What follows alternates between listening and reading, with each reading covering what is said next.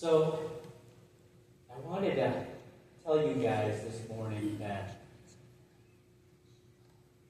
I wanted to change it up a little bit. There was a reason why I sung those songs. The first song was called Galepo, and it's translated as Let Us Praise Him. As a kid, I used to listen to a lot of rock and roll, and I love melodic riffs. So I've always had that riff, and I knew one day when I met my wife, and we were still dating, I wanted to write her a love song. So every guitarist's dream is to write your future wife or your girlfriend a love song. And I thought that it would be pretty cool, especially with that riff. So I started writing in English. I met you on Thanksgiving Day. I brought you up to Michigan, and I made you some chicken thighs. See, it doesn't make any sense when I'm writing that. Meej, forever you'll be. Meej, I love you, you'll see. And when I start writing stuff, it just never stuck. So one night, I'm playing those riffs, and then I came up with Yesu yonyamo iti, Yesu yatu mo fuki, Yesu be poka lume, Yesu be jampe lunyao poka. And it's stuck. So I started writing it down. I wanted to find a way to praise God, and I never thought that I would take the song and make it into a worship song. And I believe that that was my first original song for worship. And I always said that was going to be my last. Little did I know. The second song came many years later. And it has the title of What Jiao Donu. It's translated, Give Thanks to Him. I wrote that back in 2009, literally after my wife and I got married and I bought my house. And I wanted to write a song and be thankful for my family and for my wife. And I knew I had to write a song, so that song came up. I always knew it was going to be interesting because I was using the same format, but I changed it. Guitarist, if you were paying attention, I played an AC. So when I played the AC, I played O Jiao Tu Vang Ju, O Jiao Ju Yesu, right? And I kept the same format. I changed the chorus. That song is designed to remind me that I should always be thankful for everything big or small that God has blessed me with. The last song, which everyone seems to recognize the most, which is the song that we use as our anthem. And we've been using it for our countdown for church. I know many of you have found it boring, and I too have found it, kind of hated the song because we played it so much. But that song is called Dukamo. It's translated to go with you. It was written during COVID. Now, if you guys can remember, COVID changed everything. It changed the way we worship. It changed the way we fellowship. It changed the way we even went to each other's homes. And you guys don't remember it, but when my wife and I were doing praise and worship, Dr. Yellen was sitting right there, Pastor Kevin was sitting right there, and there was nobody in this sanctuary except Zibu Yang was in the back. And we were both singing to that camera. And I said to myself after that worship, I said, God, is this it? Is this how we're going to worship you during COVID now? I'm acquired and used to seeing the audience that you guys are going to end up singing with us and that we're going to all sing it for God. I never thought that I'd be singing it for a camera. So I wanted to write a song that professed my love, that there's, no matter where I'm at, no matter what stage we are, that you can profess your love and worship God at any time.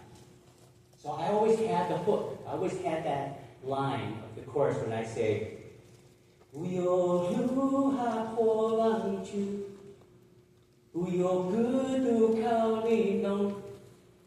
And then that last line before I sung it, I was reading in Genesis. And this is when God created Adam. And he breathed life into Adam. And I started thinking, well, you know what? If I'm going to write a song, I'm going to turn it right around. And I'm going to use my last breath. And I'm going to sing it too. I'm going to make a promise to him.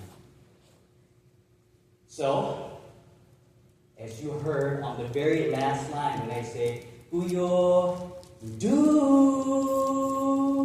and I just held it with all my one breath as a promise to profess my love to the Lord because he gave me life and I wanted to give my life back to him. That's my promise. So I thought it was pretty cool when I wrote those songs.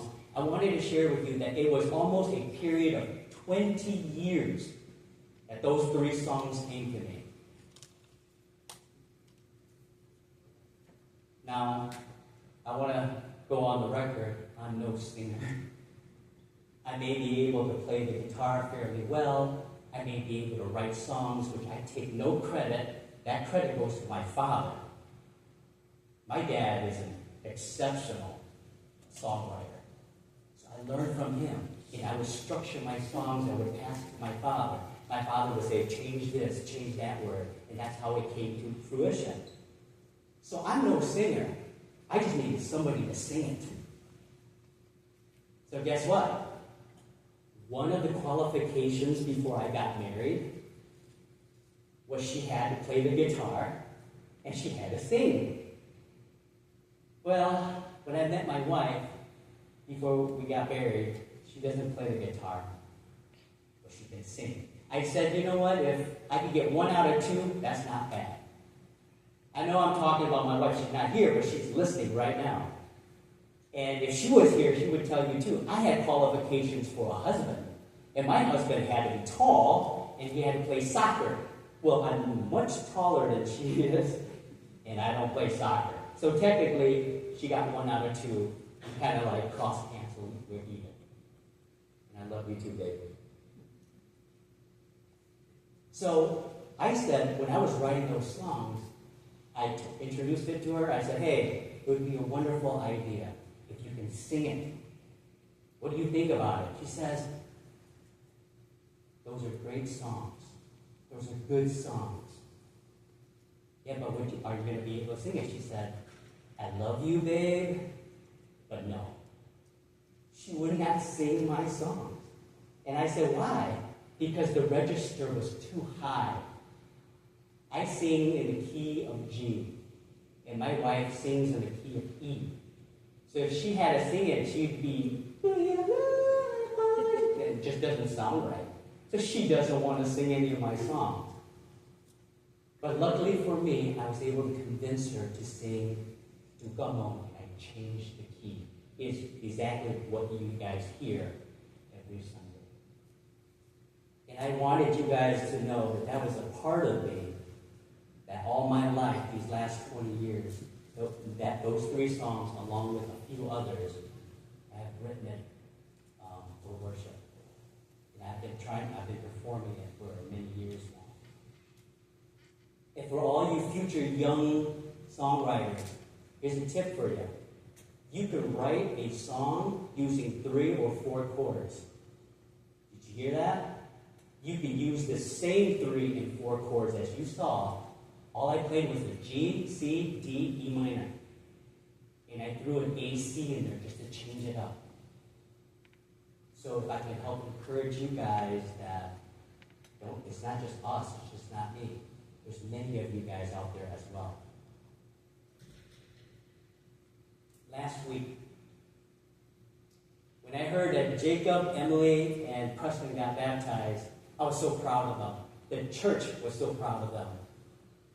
And of course, all the 4 young people that were up here, Emma, Christy, Preston, and Sim. And when they were on stage, they were able to share their experiences with us.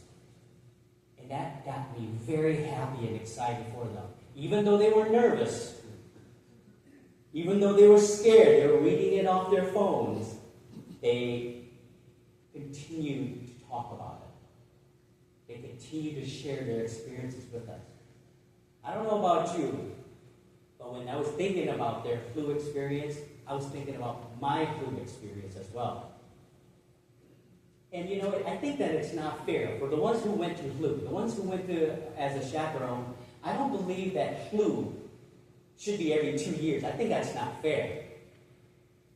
I could write Sifu Seito and say, hey, why every 2 years? You guys could have it every year. And if I said that, many of you would agree, right? Why do we have to wait for 2 years? We can go every year. The reason why I say that is when I share my experiences with you, back in 1989, that's going back a long time ago, our flu was every year. And when I say flu, I'm not talking about Indiana University. You guys know what I'm talking about. The ones that went to flu, we went to Maranatha Bible Camp. Where's Maranatha Bible Camp? That was in Nebraska. And if you don't know where Nebraska is, it's out west, and it's 14 plus hours long. We had to rent multiple 15-passenger vans, and we had one awesome time. And that brought me back when they were talking about it, because back in 1989, I was 12 years old. I was scared to death of going to somewhere without my mom and my dad. I've never gone alone. So my mom and my dad kept on encouraging me, Gachimuma, just go. You'll have a good time. Now remember, when I was 12, I didn't have a lot of friends. I was going through puberty. So I was self-conscious of myself. I had pimples. I had curly, big hair. I was afraid nobody was going to talk to me. I actually broke my arm from a skateboard accident. So I had a cast. I didn't want to go to camp. Then we went to camp. And eventually, I met so many young people my age who shared the same love for God, who introduced themselves to me, started, hey, want to go out hanging out? Jose, let's go. And then when I got there, it was pretty cool. And then I started meeting some of my oldest friends. One of my oldest friends is named Sharon Yang. And if you don't know who Sharon Yang is one of the nieces to Tang Duo. And I haven't seen Sharon since I lived in Dixon, Illinois. That's going back like 12, 13 years ago. You know, when I left there, I was about 3 or 4 or 5. And she said, hey, do you want to meet Tang Duo? I said, sure. Who is Tang Duo? And when I met Tang Duo, and Sharon was trying to introduce me to her, she said, my friend's name is Jose. And she was like, Os. Os? And I said, no, it's Jose. And she goes, Os. And right away, I became Os. That's a true story. Tang Duo named me Os while I was at camp in 1989. I'll never forget it. It's funny, Wednesday night when we were here, on Wednesday night, Tang Duo was still here. And it's so funny, when we finished Wednesday night prayer, they stood up here and they were trying to take a picture. And I'm sitting right there. And Tang Duo says, Mose Lua, and then me, I just answered, Lua. And Tang Duo has this habit of forgetting the names. And then she was like, no, she just says, it's too hard. I just shook my head. So now I'm Ose, I'm Os, I'm Semon, and I'm Ose. Only Thanjua can name me that way. I wish she was here. She has a heart of gold. And if for the young people, if you've not taken the time to meet Thanjua is our Mother Teresa. She's a wonderful human being. Thanjua will admit to you and profess that she is the oldest youth. She professed that at Camp 1989. She's going to continue being unmarried, and she's going to serve the Lord. I wish she was still here. Thanjua, if you're listening to this, we love you. So I bet Thanjua might do. And I just wanted to share with you guys that when I hear the young people going to Lu, I'm so happy for you guys. And I hope that God does things for you guys too. So while I was there, when we came back home, my mom, my dad says, camp, yeah. Don't worry about it, next year we won't let you go. You don't have to go. And I said, sign me up for every year. I'm going to camp for every year. And guess what? I went to Maranatha camp for 12 straight years. Yeah. I was so old, I didn't even qualify to go to Flu anymore. I still end up going. And I know that there are people here that went to Flu. You guys have your own experiences there too. It was amazing. And while I was there, I got baptized just like some of you guys. I had a cast on. On the day that I got there, I wore a white jacket. So I didn't want people to see my cast. And it was in 100-degree weather.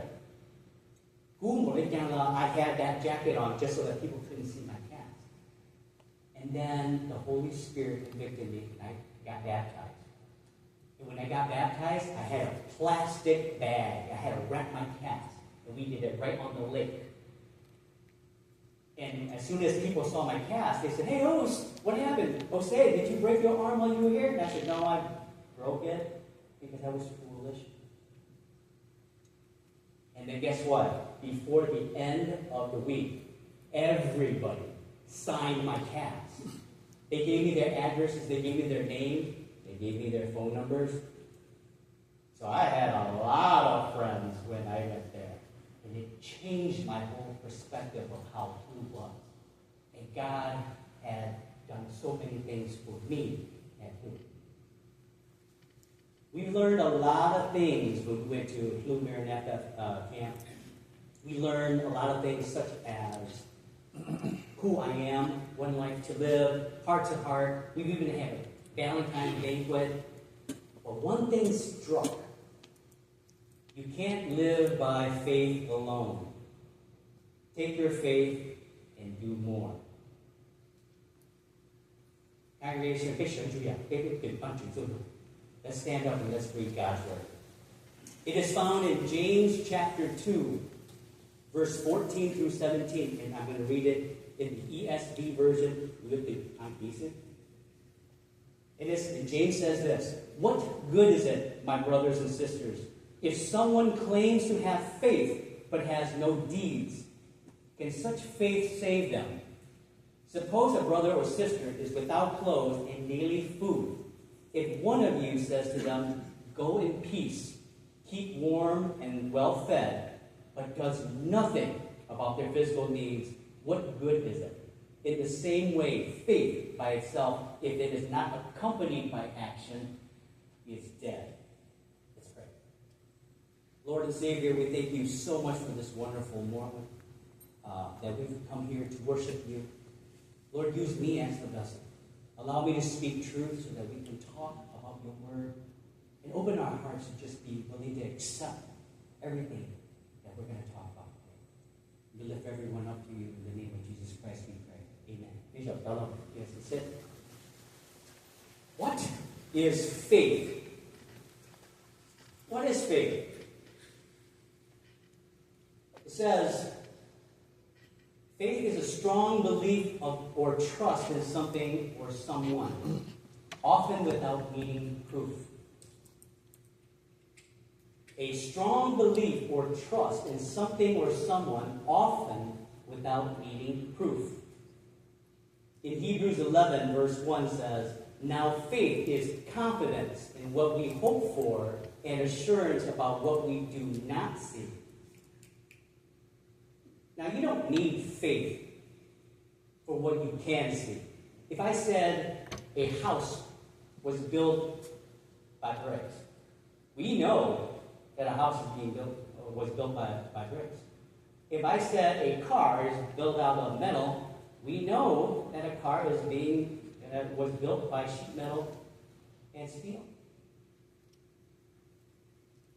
But what if someone asked you, is Jesus real? Yeah. Every one of us in this room says Jesus is real. But what if they say, have you seen Jesus? Have you touched Jesus? Have you felt his warmth and embrace? If you are a Christian, prove it. Okay, well, I go to Warren Moon Lions.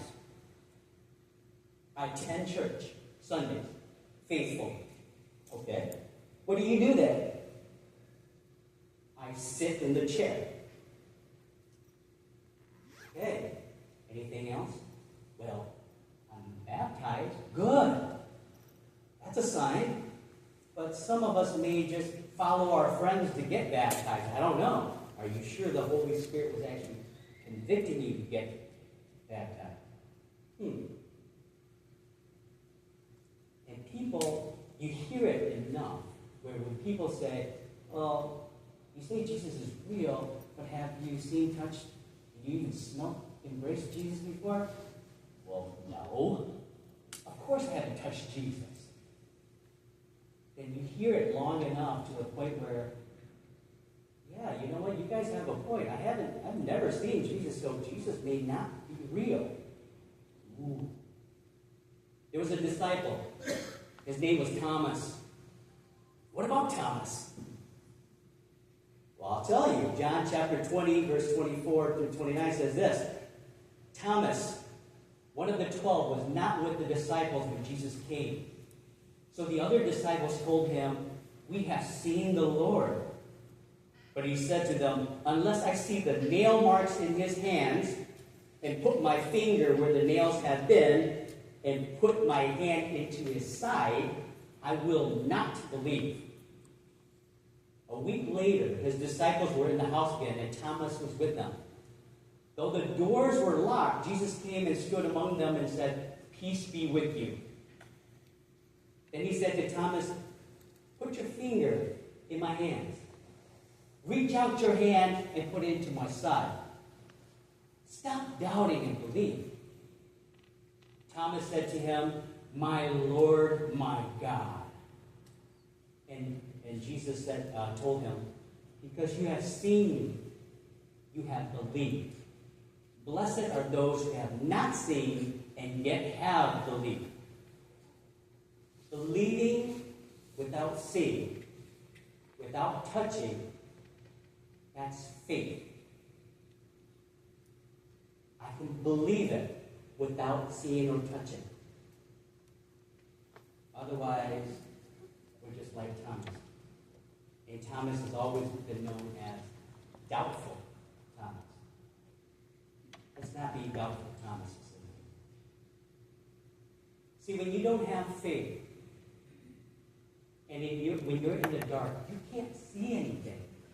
There's no way out. You don't believe that there's a light at the end of the tunnel. But when you have faith, you know that even in the dark, you can see. You know that there's a light at the end of the tunnel. You trust that there's a way out. That is reassurance. So if your faith in Christ is lacking,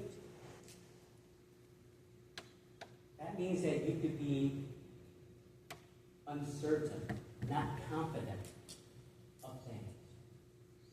If your faith in Christ is strong, then you're more stable, and you're confident in your life.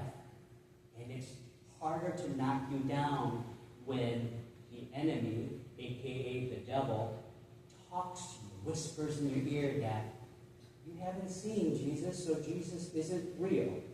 And you know how to confront that. See, for me alone, I know Jesus is alive. I know he's real. I don't need to see and touch him because I'm living proof that I should not be on the stage. And I am. How else can you explain a kid from Detroit to be on stage?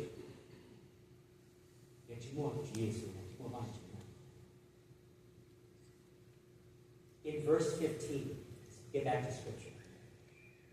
If a brother or sister is poorly clothed and lacking in daily food, and one of you says to them, "Go in peace, be warmed and filled," without giving them the things needed for the body, what good is that?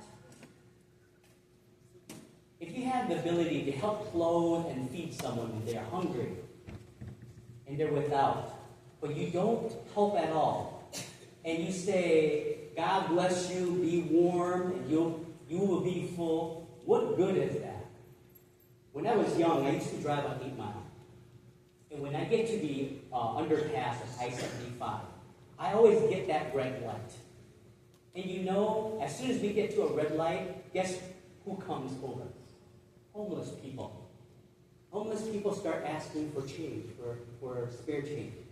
And all the cars in front of me would just shoo him off. "We don't have anything, bye, see you."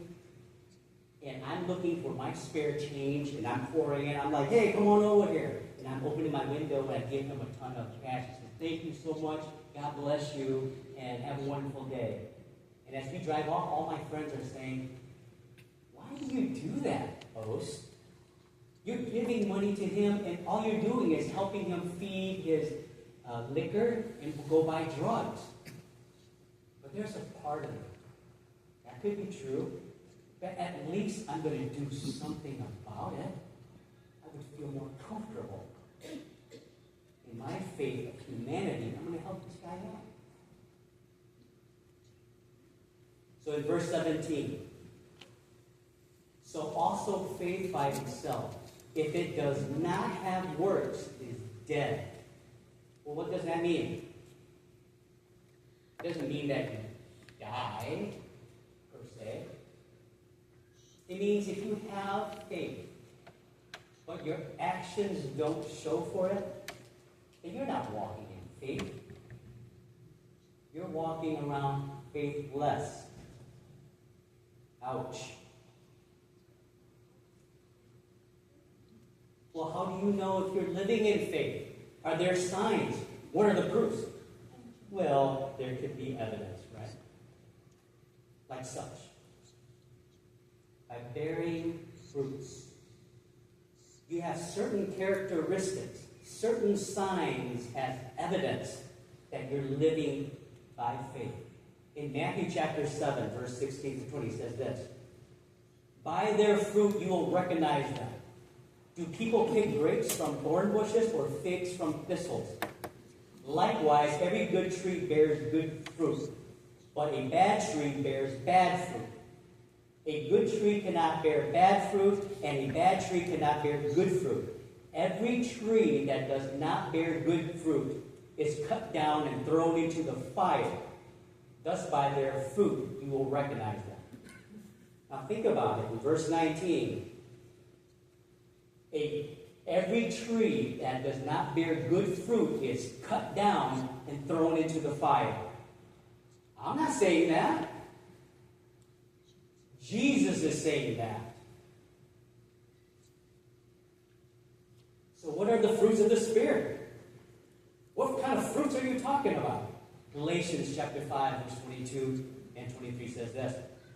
"Fruits of the Spirit is love, joy, peace, forbearance, kindness, goodness, faithfulness, gentleness, and self-control." Again, I'll say it again.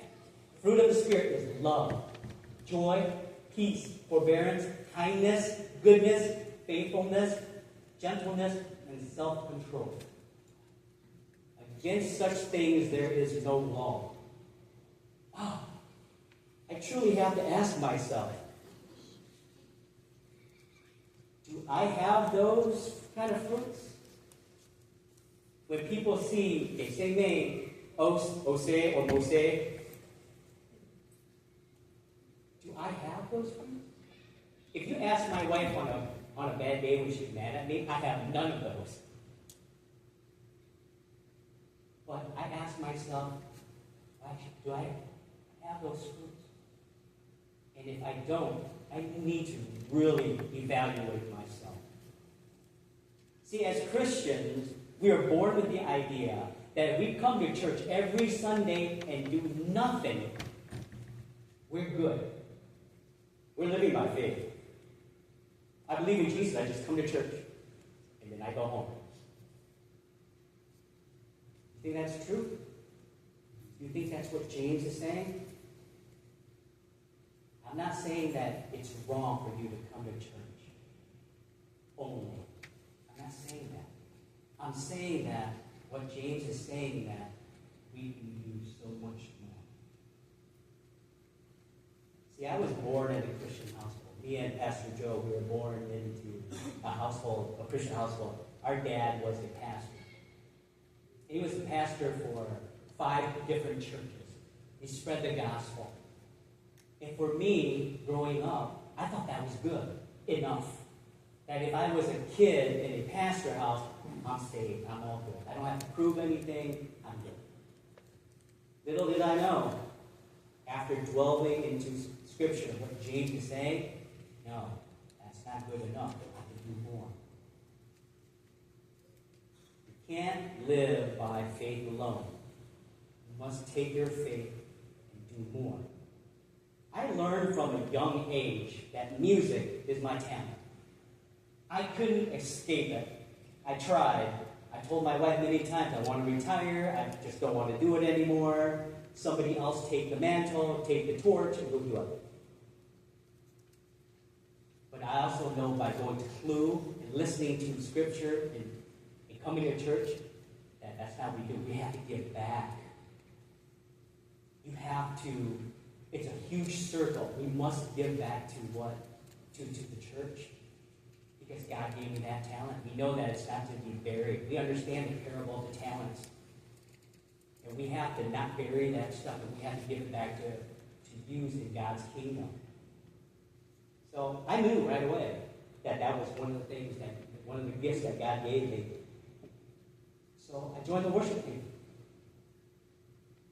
And to me at the time, I thought that was good enough. And as I matured to the level of worship, I have to give it back. I started leading worship. And after leading it for so long, you know what the board said? You should run it. I didn't want to run praise and worship. I just wanted to come to church and play my music and get off stage. But you know what? He was right. After talking to my mentor, he's like, you must give back more. So I ran it. And while I was running praise and worship, I started writing music. And after I started writing music, I had to perform it, just like you saw me perform in the beginning. I knew I had to give it back. I accumulated a few guitars in my lifetime. I'm the kind of person that if it's out of sight, it's out of mind. So if my guitars were in the basement, locked up in its cases, and if I'm inspired to worship, I'm going to run downstairs and open it up, and then bring it back, and then I'm not going to be inspired anymore. So you know what I did? I started forcing myself. Taking action in what you know is right is the discipline of the mind and body. Taking action in what you know is right is the discipline of the mind and body. So I laid out all my guitars. And it's in my living room. Now just picture this. You come into my house. You open the door. You see a very nice and decored and leveled up. My wife has the couch there. We have a coffee table there. We have a TV there. We have all our family pictures up. And it's wonderful. then you see 4 or 5 guitars that's kind of out of place sitting right there. All the ones who've ever gone to my house, you guys know what I'm talking about. And everybody's like, great, it's Guitar Center here at Osa's house. Some of you like it, some of you might go, it doesn't match with the decor. My wife is annoyed by the guitars laying all over the place. I have guitar picks everywhere. But you know what? She understands because she understands that's my life. Worship is my way of life. I live that life. In that way, whenever I feel inspired, I can play.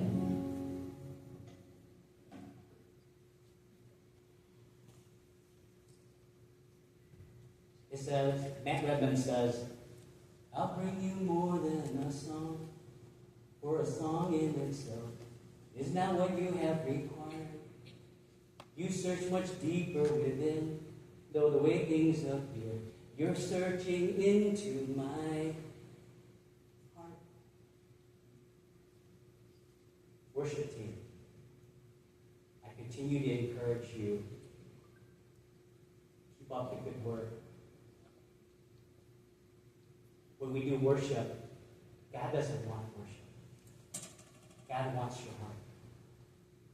And it's the hearts when we're in the right place that we're serving God. Otherwise, we're just doing it for karaoke. Sometimes it's like all we're doing is showing off. Maybe we have to do a heart check before we come up here. I continue to encourage you guys to keep living the worship life outside of church. And if you're not, it's a good time for you to think about it, about your faith, and reevaluate it. And once you start doing that, you start to bear fruits. Faith. We know that it's got to be a daily routine. We have to live it. And I have to tell you that no matter what we do, people can see if we're living by faith. Now, what I'm about to say next, you guys have to please grace me. You must forgive me for what I'm about to say.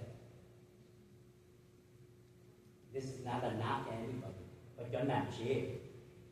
We'll talk for me now. You're not xeeb. The women's ministry is solid. They are a strong ministry. They worship hard. They sing their hearts out. They praise the Lord. They come here faithfully every Sunday. They eat very well. We join them to eat because we know they can cook. The teacher, yeah, we have our ministry. We have our 8 to 10, 12 people in there. And I'm not saying anything bad about the DJs that come. I continue to encourage you to come.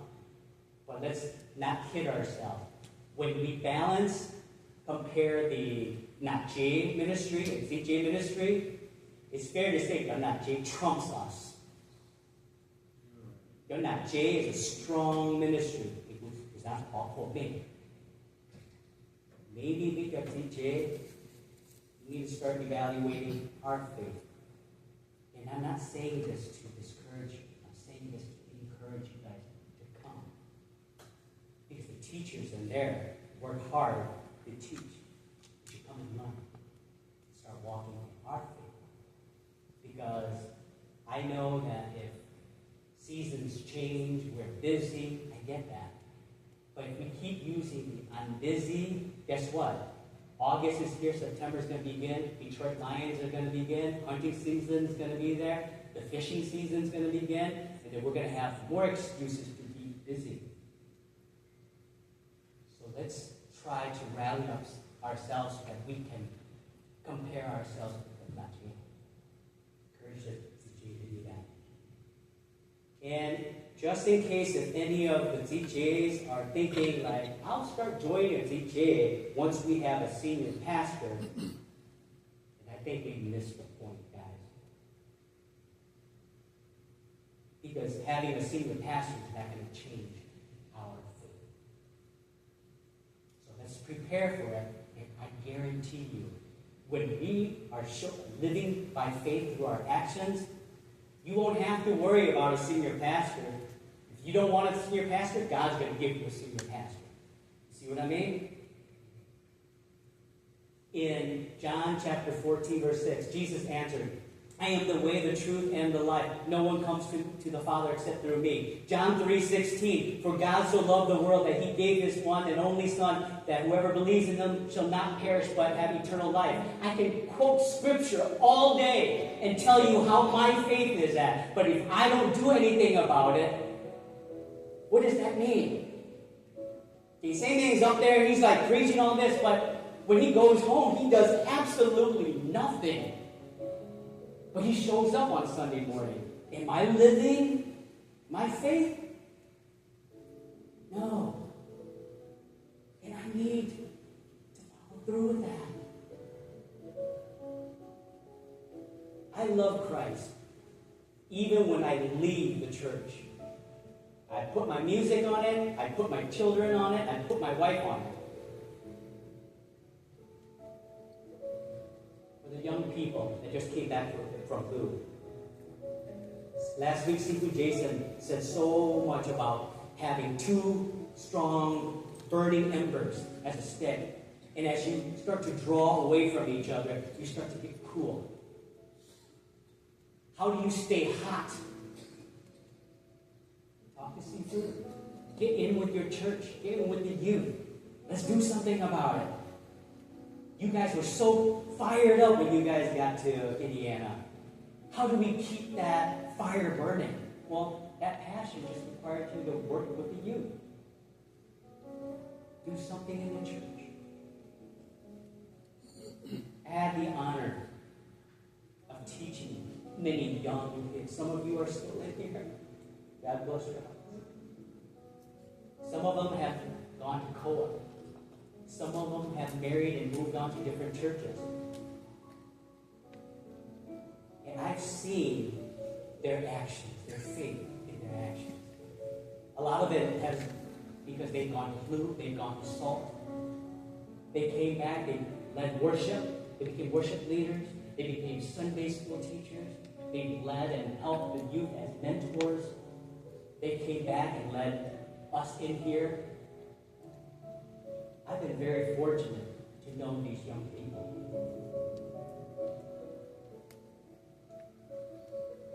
I got lucky because growing up from Semon, I never thought I'd be up here. Led worship, became Sunday school teachers, helping youth, the mentored them throughout that time.